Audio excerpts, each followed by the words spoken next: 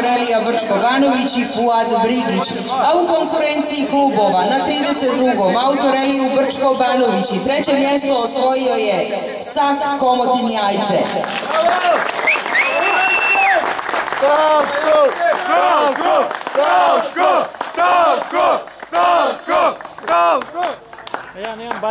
Drugo mjesto osvojio je Automoto klub Zak 1946 Zenica.